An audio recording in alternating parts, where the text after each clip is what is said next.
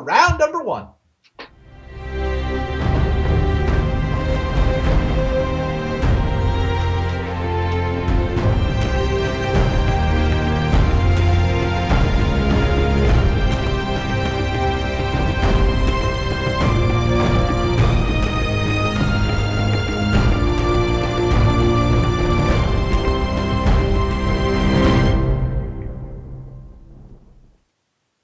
Hello and welcome to round one. Vintage Super League is in the house. Eric Froehlich's Merfolk deck doesn't actually have any Merfolk in his opening hand. It's a very wet hand, lots of islands, but I can't imagine a world where you keep that because it does nothing. It does nothing. Well, Webb has the card that does nothing. Right. Can he keep that draw? Oh, Webb has a solid hand. Turn Eldrazi, turn 2 Thought-Knot Seer. I missed the Mimic. Yeah, that hand looks fine. Yeah, it's a Mimic into Reshaper into Thought-Knot, or into turn 2 Thought-Knot, in fact. And if he wants to slow it down, he can even make them uncounterable. True. Now, Eric is on the play first, so if he kept that hand, he could actually daze some stuff, but he mulligans it like we expected. He draws what looks like a better hand, assuming he can find a second blue source. Oh, that looks solid, though. I mean, Wasteland's going to have a lot of value, and he has Force of Will. Yeah. And well, I don't know what Webb's going to do about those True Name Nemesis. I think those are just bad news for him. No, he needs to not let Eric get to 3 mana. That's what he does about True Name Nemesis. That seems like a rough thing to do. You got to try. I mean, Eric has got to scry, and he gets his draw step. He's got to come up with a second blue mana and hope that Webb doesn't draw Wastelands. Right. Well, Webb's off to a good start here. Indeed. Here we go, playing the 2 mana Eldrazi. Yeah. Phantasmal image. That's interesting. Fantastic and phantasmal. So phantasmal image is a clone effect. Eric uses the Wasteland on the temple. Yeah, I did not see that coming. So Eric throws away his final land. Right. That's interesting. I thought he would have kept that open so that if something unfortunate were to happen, he could clone it. But that's optimism from Eric right there. Yeah, it's also the colorless. It's also the colorless for True Name Nemesis. Should he draw a blue source off the top of his deck? Right. Oh, but there he is. Now he can have this fellow arrive. This card hates instants and sorceries. How many instants and sorceries in Jake Eldrazi? 6. Dismembers is most of them. Yes, dismembers half of them, and the other half are Warping Whale, the somehow not tribal spell. All right, Cavern of Souls for Webb is actually pretty good there. Eric had Force of Will ready to fight, but Cavern of Souls makes the Eldrazi uncounterable, so the Mimics are 3/2. Curse Catcher can no longer trade for one of them. Right. Before they wouldn't have been able to attack into the Curse Catcher, but now that 3/2 just made them matter, and that's why he's a matter reshaper. Oh, God. You did not do that, did you? Oh, I did. You did. And wow. There's Lord of Atlantis. He's no longer a lord. That got errated away. You know, Eric's Wasteland's working out here, though. Those Thought-Knots do not get to come down. Uncounterable Thought-Knot. See what you did there, Randy. Very good. Uncounterable Thought-Knots coming and turning the Mimics into 4/4s would have been kind of insane here. It would have been powerful. Here's a Dismember, but I think it's going to get... Yeah, it needs a Force of Will, I'm pretty sure. Yeah. Yeah, Eric needs to trade Curse Catcher. He needs it to be 2/2. Right. So if you're Webb here, I don't know. I think maybe you attack without a reshaper because just get in there, smash, turn them all sideways. Absolutely. Your opponent has missed land drops. The thing is, if he's trading stuff off, that isn't Merfolk wants to build up 2, 3, 4 creatures, and Eric is just desperately trying to hold on. Trading the Lord away. Wow. Well, if he plays True Name Nemesis, he's going to win. That is what's going on here. Okay. Webb's going to lock out a couple of his colored sources. Oh my God! Wow. Oh, that was insane. Holy. He challenged. There's only 3 zeros in the deck, but they are, 3/23 of Eric's mana base. So wow. Brilliant play by Webb. And now he's got the 4th mana for Thought-Knots here. And here comes a Thought-Knot Seer that's uncounterable, that's just going to absolutely wreck Eric's day. If Ifro had drawn a basic island instead of that fancy Mock Sapphire card, then this game would have just taken a completely different tenor. Yep, he'd even have the Phantasmal Image in his hand to make a second True Name potentially. Although I guess that would have got eaten by Thought. All of the nemesis are going away. They're getting eaten by this 4/4, this egg in the soup, as it were. It fits this deck much better than eggs in soup. Yes, no, it actually does. And this is more like egg drop soup, where the egg is sort of... It's an integral part. It's the whole point. Yes. This is egg drop soup, not chicken noodle soup that someone dropped a hard egg into.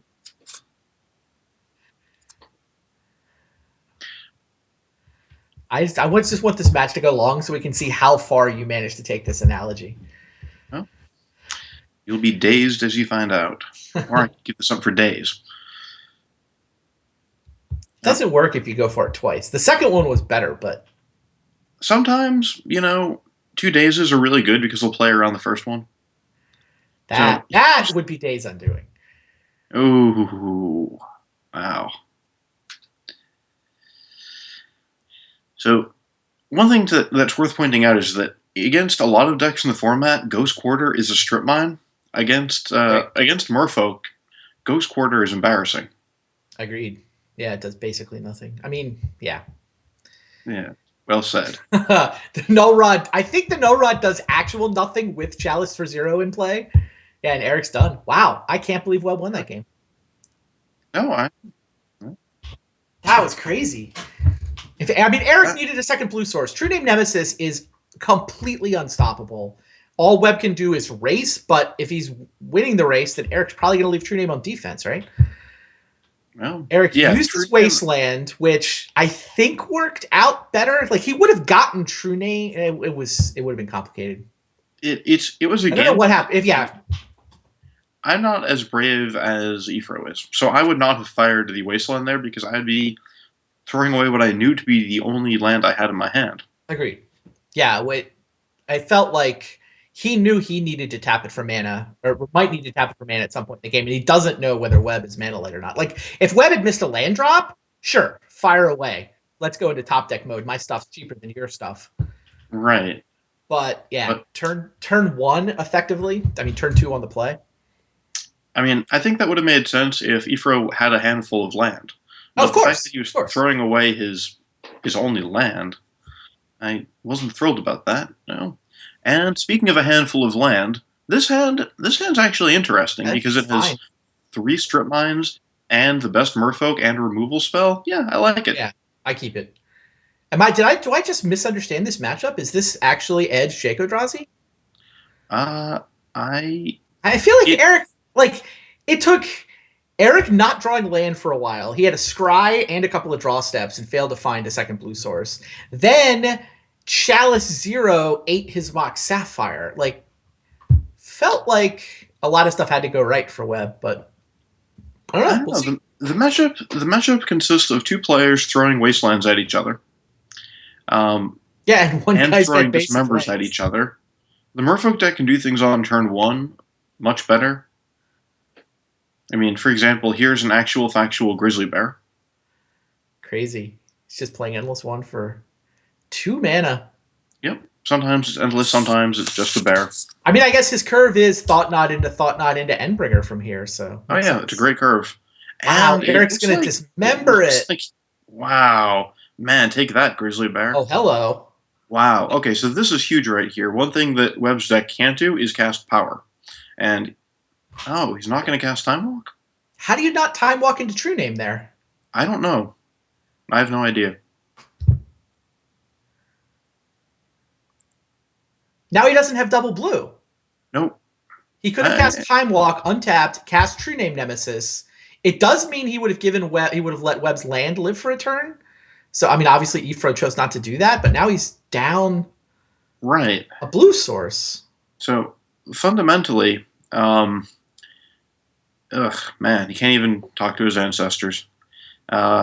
Fundamentally, if you are just trading wasteland for land, strip mine for land, if you have a 3-2 out or a 3-1 out, it's just going to go much better for you. Right. Yeah, now the odds of Eric losing his island are pretty small, right? It's only the card Strip Mine that can destroy his basic island. It's a one-of. But he But had a still, like, deterministic path to a true name nemesis that could not be disrupted by anything in Web's deck. Agreed. Yeah, I don't know what the value is in holding the Time Walk for a turn.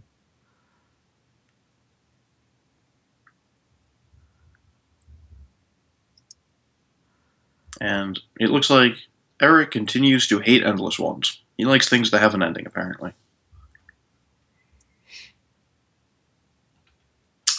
Hey, Lotus Petal. All right, there we go. I think you have to go for the Ancestral here. I think it's slightly greedy, but I don't know. I wouldn't be able to resist that kind of temptation. True Name's kind of sick, too.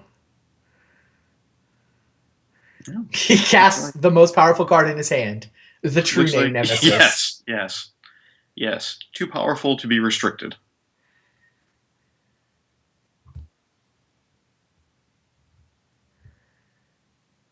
Wow, and now down comes Thought Knot.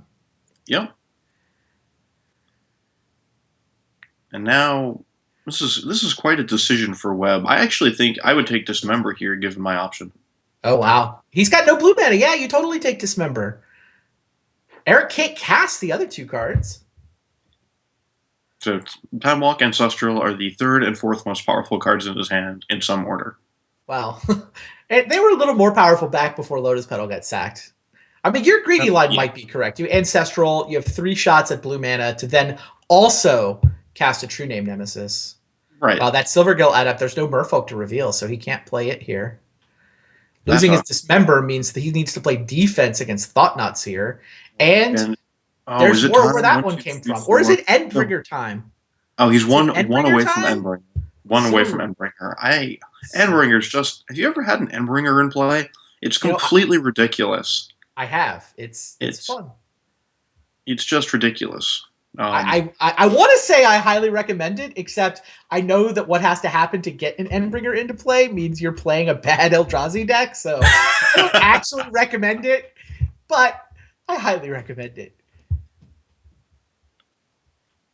So,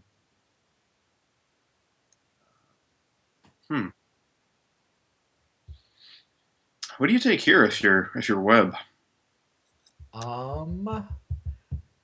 It's tough. Legitimately tough. I mean, not Time Walk. The thing is, the Adept can be cast as soon as Eric draws any Merfolk. The Ancestral can be cast is the much better card. And there's the basic island that would have cast the Ancestral. So it looks like my line would have been better there. If he had Ancestraled, he would have hit Island and Silvergill. What did he tap his 5th mana for last turn? I think he wanted to avoid taking 2 damage, and he had Yawgmoth in play.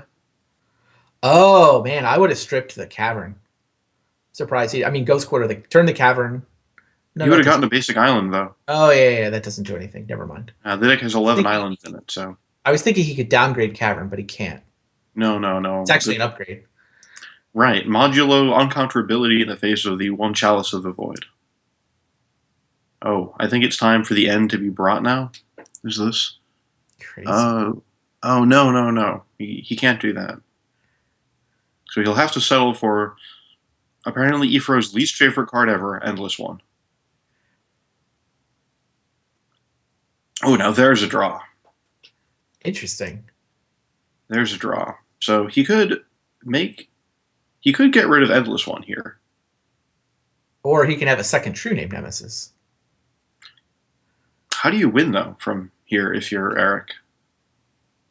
You start drawing Lords or whatnot? I guess so. How is Webb going to attack? You can double block and kill things. I guess Webb has to go wide enough that Eric can't double block. Well, or he just... Here you double block Thought Knot. Double block Thought Knot, go to 2, draw a card, right?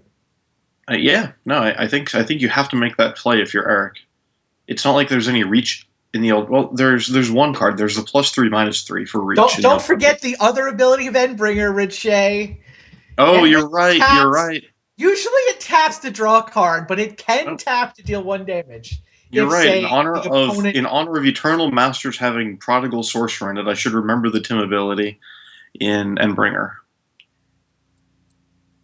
usually comes That up is very like your opponent has a moat, but yeah up if yeah. your opponent is at 1 or 2 as well.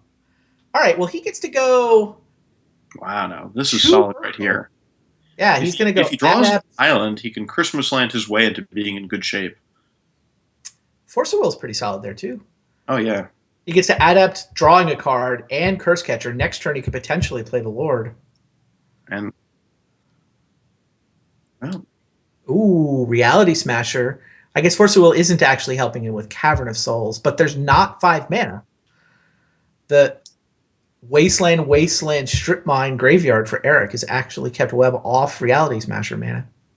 so Webb declines to attack, and Oh wow, boy. a bonus Lord. That's ridiculously good for Ifra.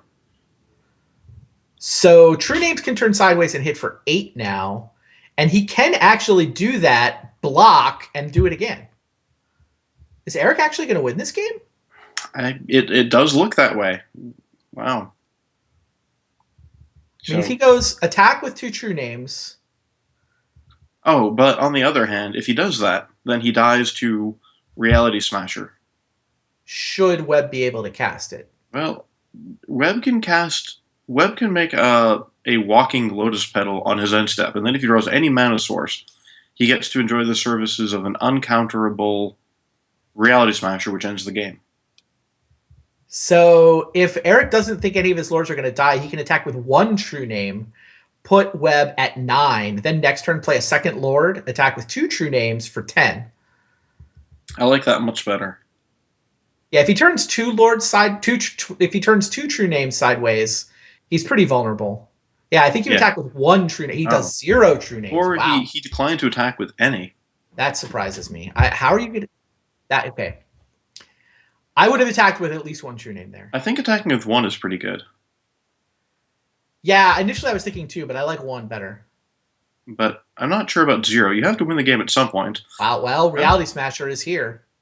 Or Endbringer. Is it reality? Well, so now we have to do the math to see if Ifro can survive Reality Smasher. And if he can survive Reality Smasher, then I think you start with playing Endbringer, and then next turn finishing him off with Smasher. Can he survive? Yeah, okay. Webb will be attacking with 4 creatures because the Scion goes away.